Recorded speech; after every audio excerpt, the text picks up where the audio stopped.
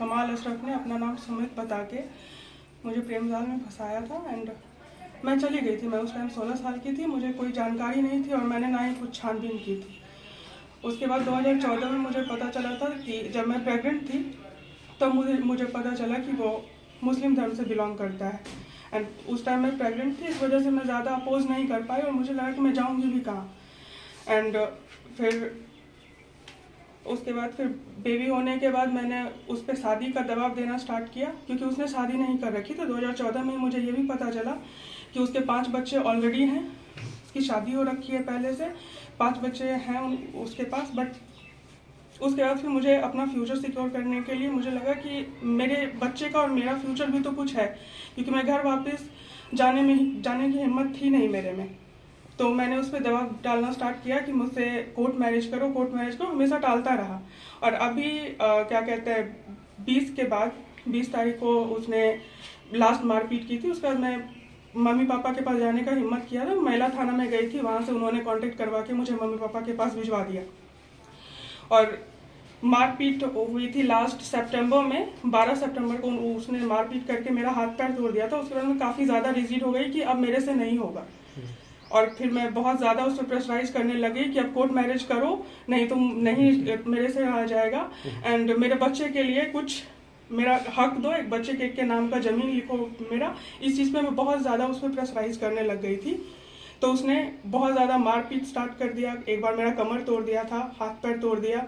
20 तारीख को बहुत ब्रूटली मारा था उसने मुझे, गला वगैरह दबा के। और उसी दिन 20 तारीख को ही 3 लोगों के साथ आया था वो, जिसमें शमशाद आलम थे और 2 लोगों को का नाम मुझे नहीं पता।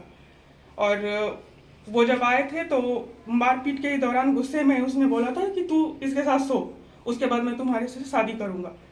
ये सारी चीज़ें होने के बाद फिर मेरे से ये चीज़ें नहीं बर्दाश्त हो पाई, तो मैं 22 को डायरेक्ट महिला थाना गई थी। महिला थाना में उन्होंने ये कह के बोला कि यहाँ पे प्राथमिकी दर्ज नहीं होती, मैं आपके मम्मी पापा से कांटेक्ट करवा देती हूँ, आप उनके पास चले जाओ। तो मम्मी पापा आए और मुझे लेके चले गए, मेरे मामू और मेरे पापा आए और मुझे वहाँ से अपने घर लेके चले गए। एंड उसके बाद फिर अभी 1 महीने तक हमने कोई केस वगैरह नहीं किया। वो मुझे पूरे ऑफिस में बदनाम करता रहा, हर चीज़ को लेके मेरे घर वालों का फ़ोटोज़ एंड बहुत सारी चीज़ें, मेरी प्राइवेट फ़ोटोज़ वगैरह हर जगह दिखाता रहा और मेरे बारे में गलत चीज़ें बोलता रहा। तो मैं परेशान होकर मैंने अपने घर वालों को प्रेशराइज़ किया और घर वालों ने भी बोला कि नहीं, अब केस करना चाहिए। मैं 8 तारीख को थाना गई, सूरजगढ़ थाना। वहाँ पे उस दिन मैंने कंप्लेंट दे दिया। फिर 9 तारीख को मुझे बुलाया गया। वहाँ पे बुलाने के बाद अलका कुमारी दारोगा है, उन्होंने बाहर में ही मेरे से 3 घंटे पूछे, बिना FIR के 3 घंटे मुझसे पूछताछ की, क्या हुआ क्या नहीं हुआ। और उसी दौरान मेरे सामने कमाल अशरफ को फ़ोन करके बोला कि आप कल मिलने के लिए आइए। और तब तक प्राथमिकी दर्ज उन्होंने नहीं की। फिर दोबारा 9 तारीख को भी बुला के ये सारी चीज़ें हुई। 10 तारीख को छुट्टी थी, तो 10 तारीख को तो चीज़ें नहीं हो पाई।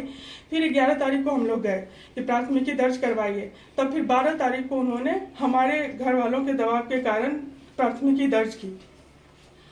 एंड अभी यही सारी चीज़ें हैं। क्या है, और आपने जो प्राथमिकी दर्ज की उसमें कई आरोप लगाए हैं कि इस्लाम धर्म कबूल करने के लिए आपका दबाव और गौमांस खाने का दबाव, क्या है पूरा? इस्लाम धर्म कबूल करने के लिए जब मैं उस पर शादी के लिए प्रेशराइज करती थी, तो वो मुझे ये कहता था कि तुम इसके लिए धर्मांतरण करवाना होगा। एंड एक और चीज़ होता था कि जब मैं घर में पूजा पाठ का सामान, इसके डर से मैं अपने घर में भगवान का फोटोज नहीं रखती थी। और बस सूरज भगवान को जल देने के लिए मेरे पास वो लोटा था तांबे का एंड कुछ चीज़ें थी। 3 बार उसने, और मेरे घर में एक और चीज़ था, कैलेंडर, भगवान माता रानी का कैलेंडर था, वो सारा एक दिन आया। महिला ने जो है सूरजगढ़ में थाना दर्ज कराई है। उन्होंने बताया कि मेरे साथ जो है उनका पति जो दूसरे समुदाय के हैं, उनके साथ वो प्रताड़ित कर रहे हैं और अपने समुदाय के हिसाब से वो चलने के लिए कहता था। पहले एक्चुअली दोनों में लव मैरिज हुआ था, दोनों भाग के साथ किए थे।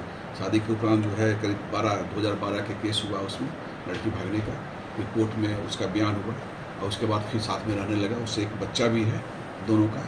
बीच में दोनों में क्या हुआ नहीं हुआ, लेकिन उन्होंने आरोप लगाई है कि ये जो है अपने समुदाय के हिसाब से चलने के लिए कहता है और नहीं तो फिर उसको महिला ने सर कई संगीन आरोप अपने जो सभी पति पे सभी लगाया। संगीन आरोपों को मैंने जांच करने के लिए आदेश दिए हैं एसडीपीओ साहब को।